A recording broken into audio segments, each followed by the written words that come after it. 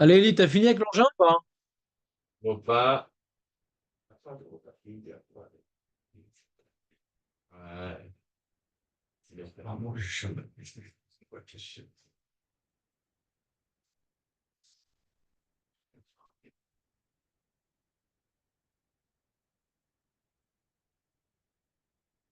Donc, on va commencer à étudier. Donc, là, on commence donc ce qu'on a l'habitude de faire toute l'année, en vérité. Même à Natania, ils font ça. Ana Hashem Elokeinu veloke avotenu, tavo lefanera tefilatenu. Faut pas que tu connaisses uniquement les grandes lignes, Léon.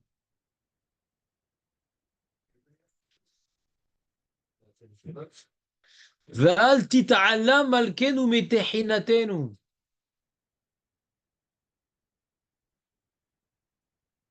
Alors, je vais vous expliquer un truc très important. Écoute, Elie, c'est très important pour toi. Parce que tu fais partie des gens que ça intéresse. Tu n'es pas très nombreux. Les tachanunim que nous disons, ouais, après Shacharit, après Mincha, ce qu'on lui n'a que de le dire, bien sûr, après Mincha. Les tachanunim, c'est intimement lié à l'Amida en vérité. Les tachanunim. C'est-à-dire, après avoir prié, debout comme un serviteur devant son maître, alors on s'effondre, et voilà, si on n'a pas cette mérite pour que notre prière soit exaucée, alors les tachanunim, c'est un peu le plan B. Vous voyez ce que je veux dire ou pas? Ouais. Et c'est ça qu'on dit. Ana Hashem Elokeinu ve'Elokeinu. Tavo lefanecha tefilatenu. Que vienne devant toi notre prière. Ve'al tita'allam malkenu mitechinatenu. Et ne fais pas abstraction, notre roi, de nos supplications. C'est-à-dire, on introduit, c'est le texte que nous disons, donc, nous on dit exactement ce texte aussi après les prières de Yom Kippour, d'accord? Allô? Après les prières de Yom Kippour, on fait un vidouille.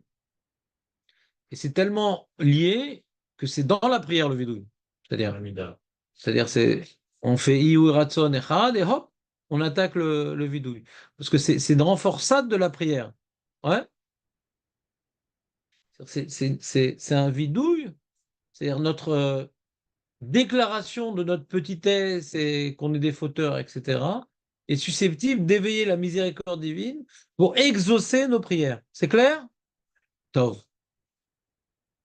D'ailleurs, d'après la Lacha, entre l'Amida et les Tachanim, on n'a pas le droit de parler. Si on parle, alors c'est pas Mitkabel, les Tachanonim. Il y a une Mara comme ça. C'est Tu pas parce que te rappelles, il y avait une Mara comme ça qu'il était Makpid, Rabban Gamiel, puisqu'il a été renvoyé, machin, à cause de Rabbi Yoshua, tout ça.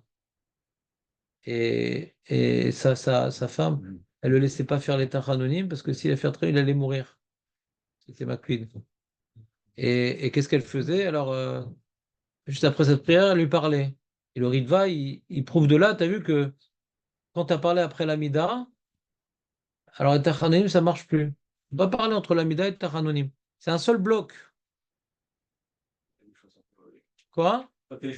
Rien, c'est un seul bloc. Si par exemple tu pries à la maison comme un chien, ouais, alors tu fais l'Amida et pas, ah chérie, prépare-moi un café. Amida, Ana Hashem, direct. Bah, c'est une prière, Avinu Malkinu. C'est pas une interruption, c'est une prière. C'est une prière. Parce que même maintenant, on l'a fait toute l'année. Donc c'est ça. Pas tout le monde l'a fait toute l'année. Mazou, il a dit c'est bien la Ouais, je sais.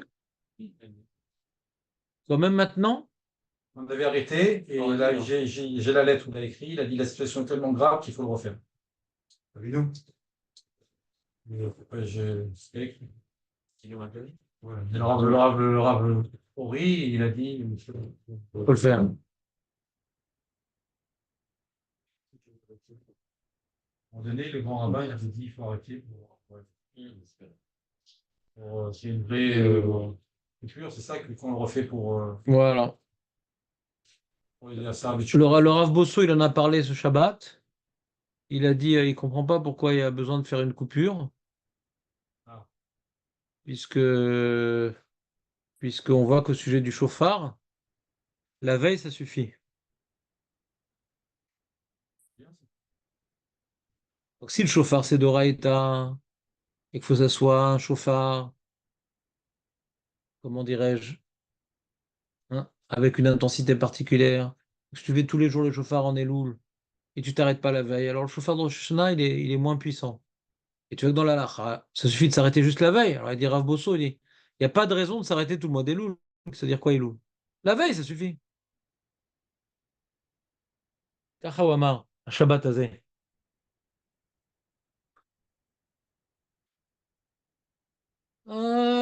שאין אנחנו עזי פנים וקשי עורף. C'est quoi Zépanim, Léon? Les grandes lignes. Azépanim, c'est effronté. Effronté. Tu devrais acheter les portes de la délivrance, Léon. Il a même. Arrête de le balancer, c'est ton ami. Ouais. Seulement, au contraire. Nous ne sommes pas effrontés. Ça, il a les portes de la délivrance devant lui? Non, mais salut. Tu fais slichot sur ça? T'as raison. Azépanim, ou Kshe Oref, il va partir, il va partir. Ça fait tellement d'années qu'il nous promet qu'il va partir, Léon. Chas Shalom. Faut pas serrer trop fort les tefilines. Ou Kshe Oref, c'est quoi Kshe Oref? La nuque roide. Ouais, c'est bien, têtu, obstiné, nuque roide. Lomar lefanecha, Hashem Elokeinu veloke avotenu tzadikim anachnu velo hatanu. On n'ose pas dire quand même, on n'a pas l'effronterie et de dire que non, nous on est tzaddik, qu'on n'a pas fauté, alors Hachem répond à notre filote parce qu'on est des mecs bien. Tu vois, les gens, ils aiment bien dire ça, tzadikim anachnu. Ils comprennent pas que on n'est pas ça. Comment tu comprenais, toi, tzadikim anachnu velo hatanu? Pas comme l'erreur. Pas comme là. Ouais, Baruch Hashem, on te garde pour rechercher Thibault. Aval chatanu, avinu, pashanu, anachnu ve'avotenu ve'anshe be'etenu.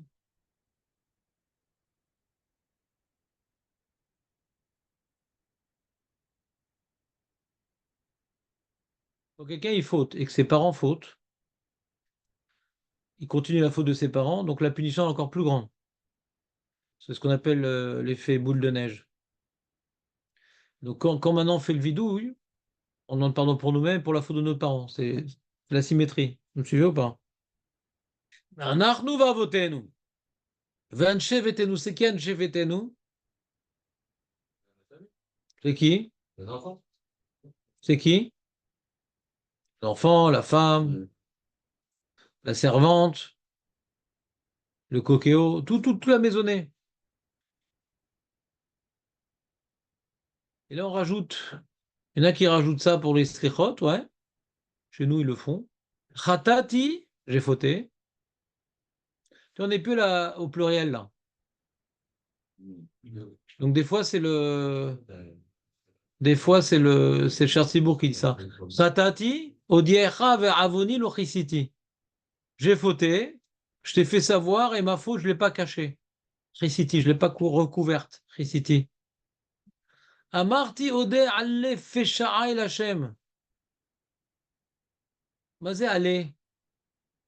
C'est quoi aller? Ode alle fesha'ai, Marco. C'est quoi aller? Il a fait, on l'a vu hier. Aller poétique, c'est al. Al pesha'ai Hashem. Je reconnais mes rébellions devant Dieu. Ve'ata nasata avon hattati. C'est là. Nasata. Qu'est-ce que j'ai dit, Nasati? Ata nasata. Tu as porté. Ouais. Avon hatati. C'est là. Toujours. Toi, tu portes. Mechase feshav lo yatzliyach. Celui qui couvre ses fautes, il ne réussira pas. Umode ve'ozev yerucham. C'est un peu sous quoi. Et celui qui reconnaît ses fautes et qui les abandonne, Yerucham, il sera pardonné. Donc c'est l'introduction à Vidouille, quoi. Ne cache pas tes fautes, mon ami. Si tu les caches, tu ne seras pas pardonné. Il faut en parler. Ça a été fondé de dire j'ai fauté. Ben justement pas. La honte, elle n'est pas De dire j'ai fauté en public, c'est effronter. De dire j'ai fauté devant Hachem, c'est la mitzvah. Adam asur leodia avonotav le rabim en public. Sauf s'il a fauté contre des gens et pour obtenir le ritsouille, le pardon, l'agrément, c'est ce qu'on appelle ça. Hachamnou. Vas-y, Hachamnou. Chez nous, c'est en. Pas Quoi?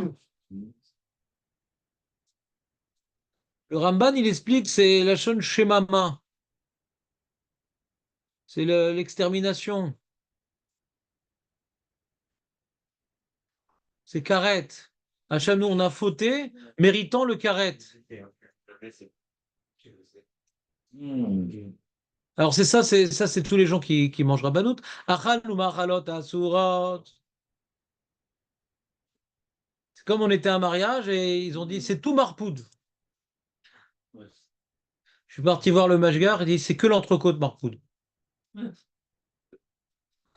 Mais c'est les goïms qui la cuisent. Donc faut jamais croire ce qu'on te dit. Toujours vérifier. Parce que quand les gens ne connaissent pas bien la halakha, ils disent je prends le marpoud, oui, oui, oui. Le patron, il te dit de Olam, il te rajoute plein d'argent, il te dit oui, oui. Mais c'est que l'entrecôte qui est marpoud. Et quand tu parles au mashgar, en général, il ment pas. Il ment pas. Et il m'a dit non, tout est rabanout, même pas méadrine. Rabanout, pas méadrine.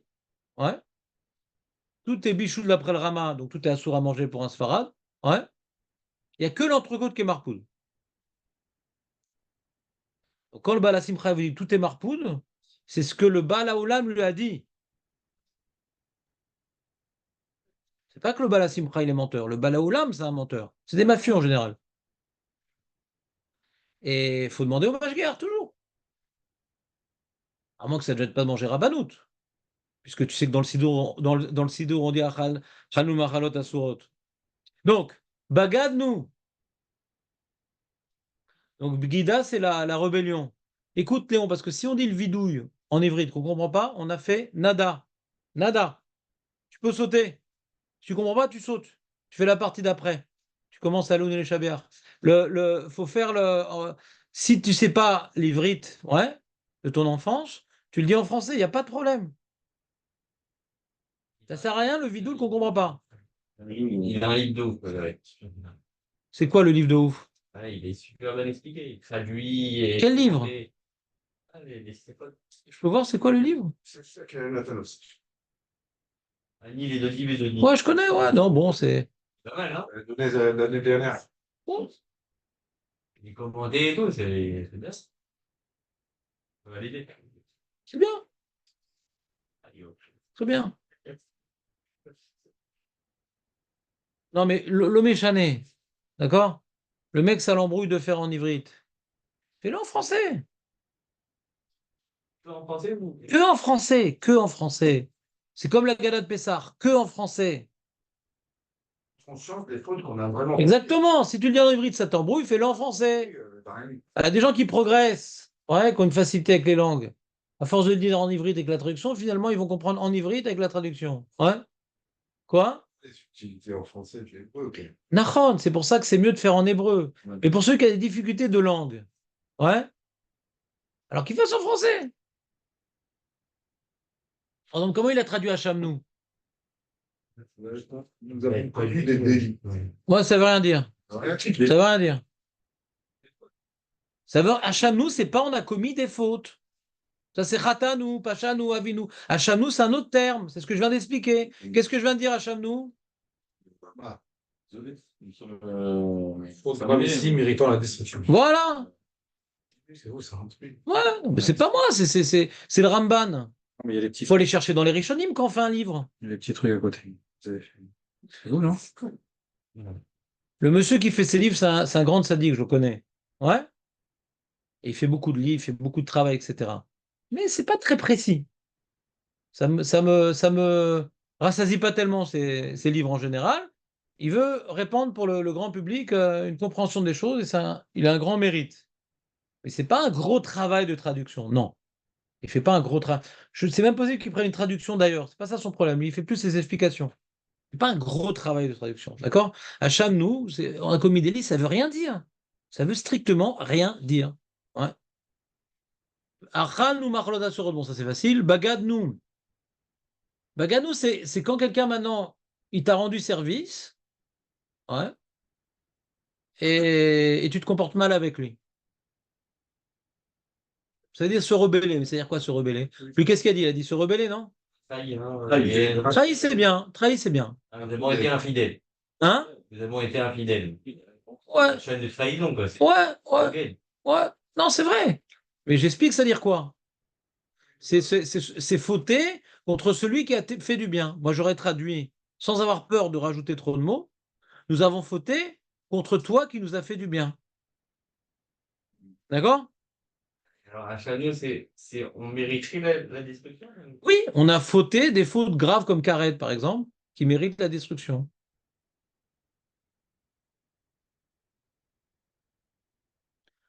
Il y en a un qui fait un bon travail de traduction ivrite, c'est Kavanat Alev. En général, il va chercher dans les Rishonim, le Kavanat Alev. C'est pas un poète qui s'amuse. D'accord? Il a fait un livre, ouais, c'est sur l'année, sur Rosh Hashanah, Yom Kippour, etc. Je conseille ce livre, moi j'utilise, parce qu'en général, dans ses explications, il a des sources. C'est pas, ça a l'air d'être ça. Au moins, il fait un travail de recherche, c'est tout. Est-ce qu'il a un ordinateur, un truc, l'homme est chané. Moi aussi, quand je vous fais mes textes, j'invente, je regarde un ordinateur, des fois pour un mot, je peux passer 3 heures pour avoir la traduction précise. Des fois, je peux passer, sans rigoler, 3 heures. Bidiouk, c'est quoi que ça veut dire? Qu'est-ce que ça veut dire précisément? Donc bon, c'est d'ailleurs, pas tout le monde a le même temps que moi, je veux pas comparer. Et ils sortent des livres, pas moi, d'ailleurs. Donc, je ne peux pas les critiquer, ceux qui sortent des livres. Ils sont efficaces, mais au moins. Moi, je fais rien. Gazal, nous, Ah, volé. hein? On a volé. Il a dévoilé, là. Hein? Chazak, Jonathan. Anenou. Donc, il y a Gazal, nous. On a volé de manière dévoilée. D'accord? Ganav, nous, de manière cachée. Gaïnou, c'est quoi Gaïnou? Gava? On s'est comporté de manière orgueilleuse. Dibarnou Dofi. Velachonara, c'est quoi Dofi?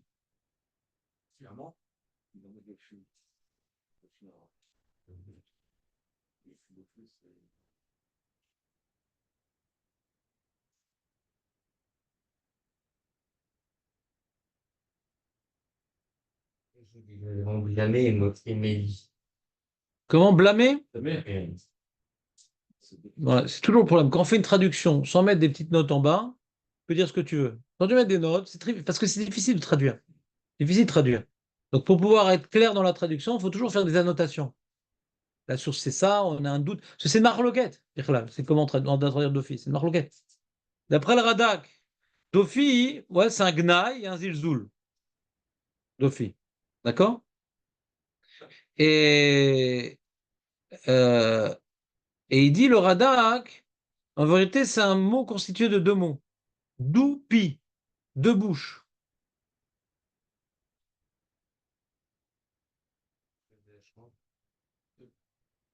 c'est plus fort, là, qui est plus fort. Et Chad Bépé, Chad Belev. Ouais. C'est-à-dire, c'est une forme d'hypocrisie d'après ça. C'est-à-dire, devant lui, je fais ah, mon copain, qu'est-ce que je t'adore et tout derrière. Quel abruti, je fais ah, mais quel abruti. Il croit en plus que je l'aime. Qu'est-ce qu'il est niais.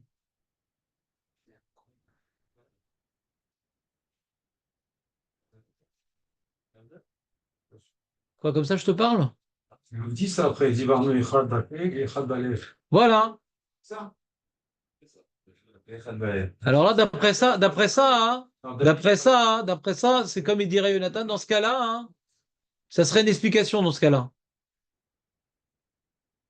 Mais non, J'ai toujours cru que c'était. mais c'est faux.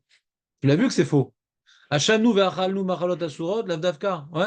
Bagadnu, bitalnu toratera. Ma question entre bagadnu et bitalnu toratera, aucun rapport. On a un développement. Aucun développement. C'est par ordre alphabétique. Ah ouais.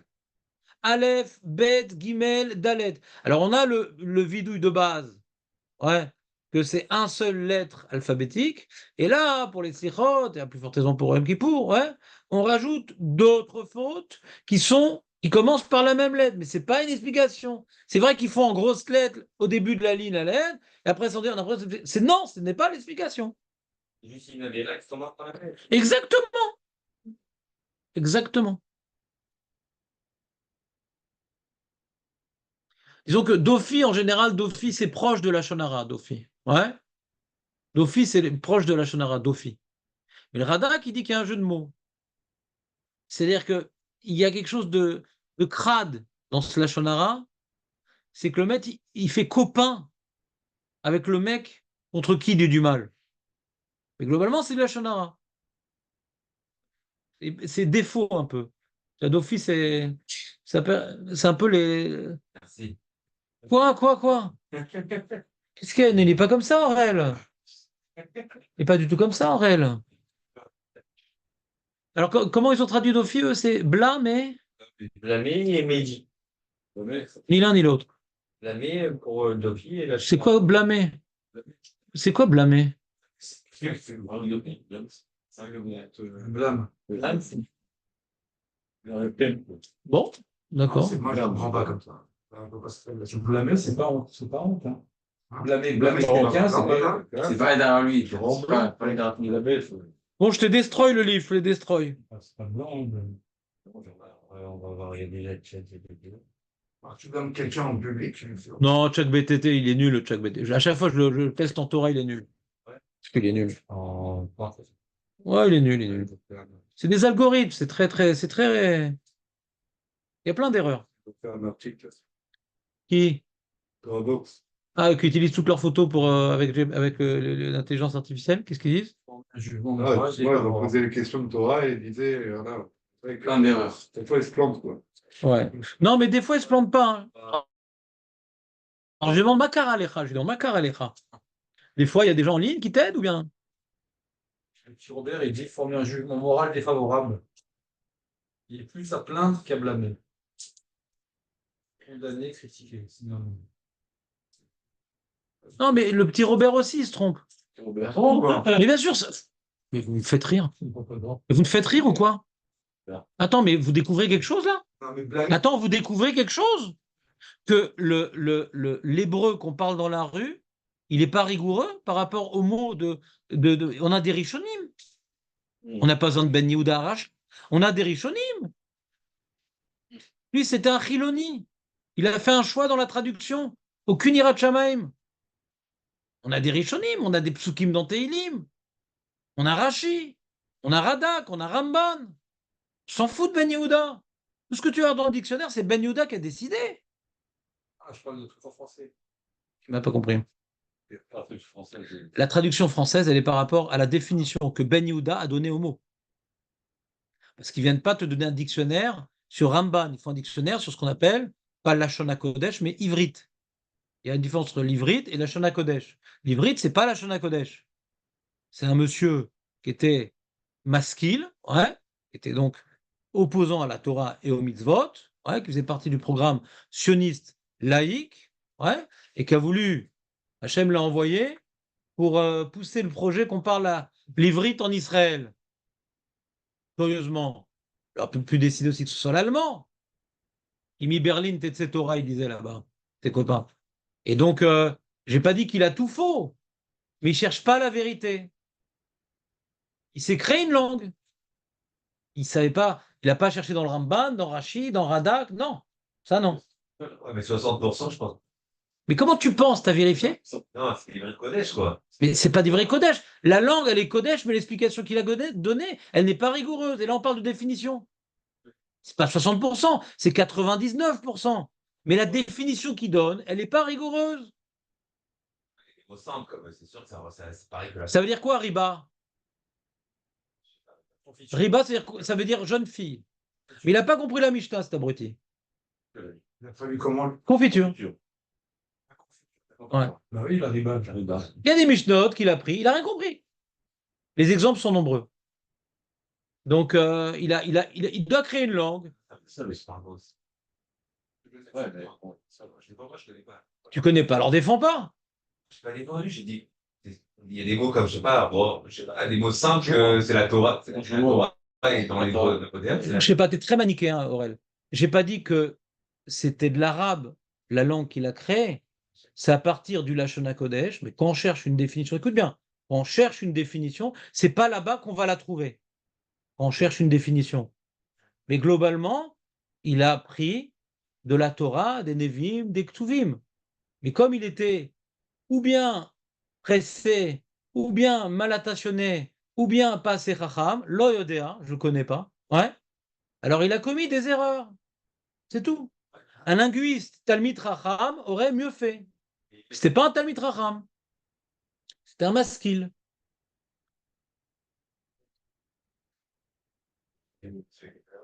Donc si maintenant, d'après ce que vient de lire David du Petit Robert, il semblerait que la traduction de ton livre était inspirée du dictionnaire, malheureusement. Ça m'étonne, parce que je connais le monsieur qui a écrit ce livre, ça m'étonnerait de lui. Parce que c'est connu que le dictionnaire, c'est pas une bonne définition, c'est connu. Donc attends, viens, on arrête de parler dans le vide. Je ne sais pas si vous avez dit, genre, on dit par exemple Bagadnou. On a dit Bagadnou, c'est lutter contre son malfaiteur. Et après, on dit Vitalnou Torah Techa. On a annulé. On n'a pas étudié la Torah. Donc, c'est deux choses différentes. C'est ce qu'on a dit, ouais. Et là, maintenant, on dit Vibarnou Kofir et Lachonara. Et derrière, Vibarnou Echad Bapé, Vechad Balev. Vous avez dit, il y a deux choses. On explique alors. Non. Il y a une contradiction par rapport à ce qu'on a dit avant. Non. C'est qu'en général, c'est d'autres faux. Et j'ai répondu à cette question. J'ai dit d'autres filles en général, c'est quoi? C'est une forme de la shonara. Ouais. Au Cheder, hein, Eliezer Ben Yehuda. Comment? Au Cheder. On voyait, c'est pas. Mais Vadaï, ça s'appelle un maskil. C'est comme Ben Gurion. Mais c'est comme Ben Gurion qui était au Cheder. C'est une sadéquette, elle a la tête couverte. Mais Vadaï, mais Ben Gurion aussi, c'était ça, les gens qui ont créé le pays. C'est les gens qui connaissaient la Torah et qui étaient contre. C'est ça le pire. C'est pas comme Lapide qui est complètement paumé. C'est des gens qui ont fait un choix contre la Torah. C'est pas pour le tchèque. Ils ont changé leur nom, ils ont changé tout.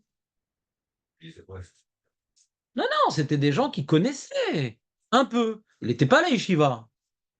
Ils sont pas allés jusque la yeshiva en général. Ah, la Cheder, après, c'est Oui, Ben Gurion aussi, il a fait le cheder. Hein? Non, il est arrivé, Veigaou la mitzvot, Mishlach le Beit Dodo. Shebaï, pour le tchèque, le mot Baïshiva. Ah, il a fait. Il a fait méode. En tout cas, c'était un chiloni gamour. Ce qu'on appelle un maskil. C'est